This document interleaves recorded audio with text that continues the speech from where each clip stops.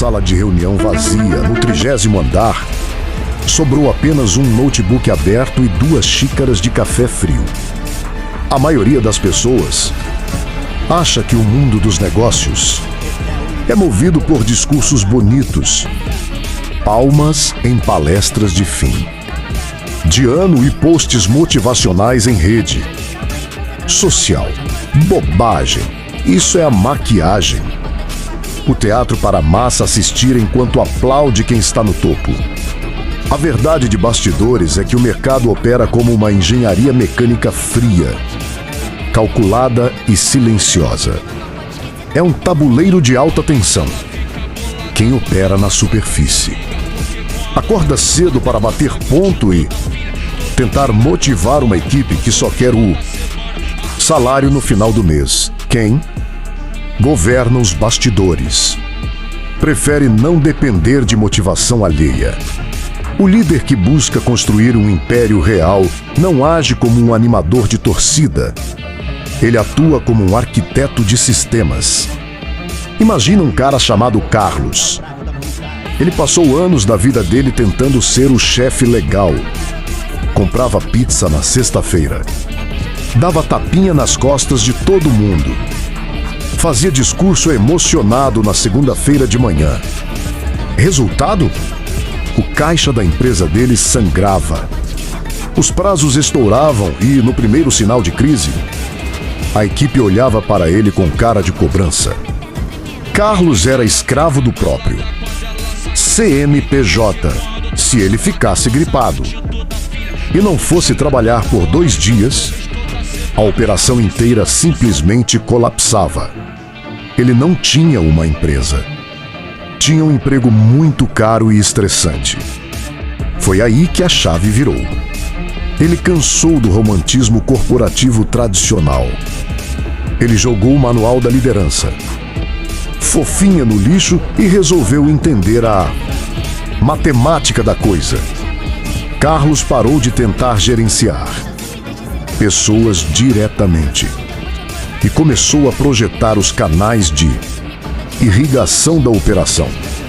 Ele desenhou o jogo aplicando o modelo de que o operador corre na direção certa, por puro interesse próprio. Ele criou um sistema de incentivos assimétricos. Funcionava assim: se o operador acertasse o alvo de forma extraordinária, o ganho dele era exponencial e imediato. Mas se ele errasse por desleixo, a linha de sobrevivência dele sofria o impacto em tempo real. Em muitos cenários, essa estrutura reduz drasticamente a necessidade de fiscalização, pois força a autovigilância. O microgerenciamento, que antes consumia 14 horas do dia dele, morreu. Ele aplicou o conceito da demissão cirúrgica.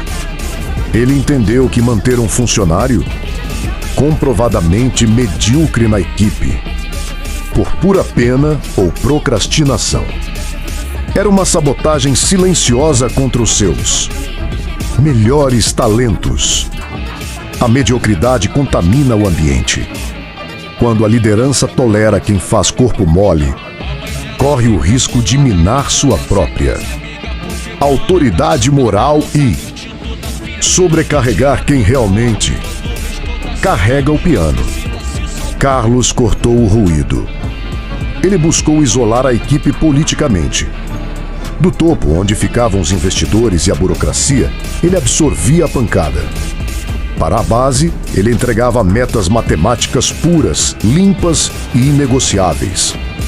Um dia, para testar a resiliência do sistema que tinha criado, Carlos executou uma estratégia conhecida como o exercício da ausência simulada. Ele desligou o celular, não avisou ninguém e se afastou por 2 semanas. Viajou, deixou a empresa rodando sozinha no escuro.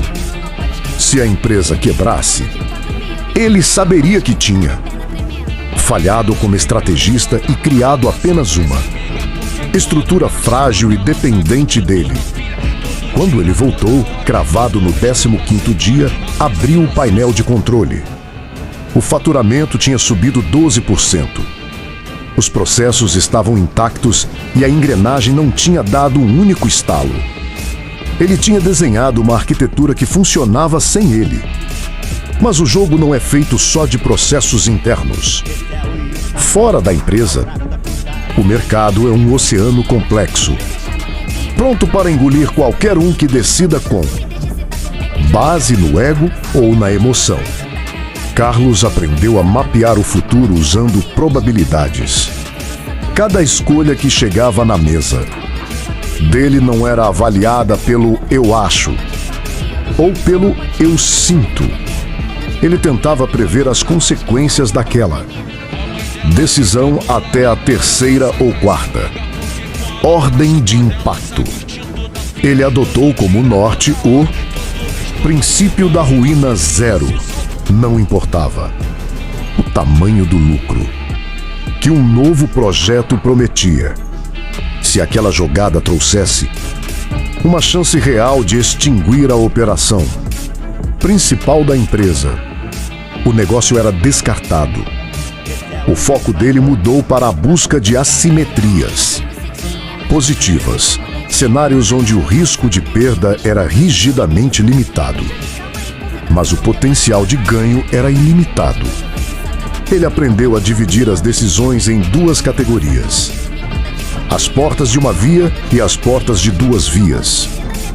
Se uma decisão era facilmente reversível, como mudar o layout de um site, uma porta de duas vias, ele estimulava a velocidade máxima da equipe. Mas se a decisão era irreversível, uma porta de uma via, como contrair uma grande dívida de longo prazo ou fundir a empresa com outra, ele puxava o freio de mão. Exigia deliberação lenta, resfriamento emocional de dias e validação extrema de dados. Ele nunca decidia nada importante no calor do momento. Toda vez que a equipe trazia uma ideia mirabolante, Carlos aplicava a ferramenta do pré-mortem. Sentava todo mundo na sala e dizia: vamos fazer um exercício mental. Estamos daqui a 1 ano no futuro. E essa ideia de vocês fracassou de forma retumbante. Nós quebramos. Agora, quero que cada um me diga exatamente o que foi que causou a nossa falência. O otimismo ingênuo e a pressão social para concordar morriam na hora. As pessoas paravam de tentar agradar o chefe e começavam a listar os riscos reais, os gargalos ocultos e as falhas de design que ninguém queria enxergar antes. E no centro de todo esse mecanismo, uma das principais ferramentas de Carlos não era o dinheiro ou a tecnologia. Era a palavra. Ele entendeu que a comunicação estratégica pode ser usada para moldar a percepção da realidade ao seu redor. Ele buscou dominar o enquadramento perceptivo, o famoso framing. Quando um projeto atrasava 3 semanas por conta de testes de segurança, ele não ia a público pedir desculpas pelo erro. Ele mudava a moldura. Ele anunciava: nós priorizamos voluntariamente a robustez técnica em prol do nosso compromisso inegociável com a segurança extrema do nosso cliente. Um ponto crítico virava um detalhe de design de alto valor. Nas mesas de negociação com fornecedores e concorrentes, um de seus modelos mentais prediletos era o uso tático do vácuo. Quando o outro lado soltava uma proposta fora da realidade ou tentava pressioná-lo, ele frequentemente optava por não responder de imediato. Sustentava o silêncio retórico. Ficava olhando atentamente, deixando o silêncio ecoar na sala por alguns segundos. Em muitas situações, o desconforto social do vazio é tão incômodo para o cérebro humano que o interlocutor, sentindo-se pressionado pelo silêncio, acaba entregando concessões voluntárias ou revelando informações valiosas apenas para preencher o espaço. Quando uma crise real batia na porta, Carlos recorria a técnicas de pivô, semântico e anestesia verbal para acalmar os ânimos da operação. Ele evitava o uso de palavras altamente inflamatórias dentro da empresa. Em vez de falar em crise catastrófica, preferia termos como descolamento pontual de cenário. Em vez de demissão em massa, utilizava otimização de posições estratégicas. Ao reduzir o peso emocional das palavras, ele buscava neutralizar as reações puramente impulsivas e histéricas das pessoas, direcionando o foco da equipe para a execução fria dos dados de dominância. O dia amanhece. Carlos olha pela janela do escritório e vê os carros começando a encher as avenidas lá embaixo. Milhões de pessoas correndo de um lado para o outro, reagindo ao mundo, sendo levadas pelas circunstâncias, operando na superfície. Ele dá o último gole no café frio, fecha o notebook e sorri. Ele sabe que, enquanto a maioria conta apenas com a sorte, ele prefere projetar o tabuleiro. Ele escolheu não depender apenas do carisma. Ele busca governar pela arquitetura.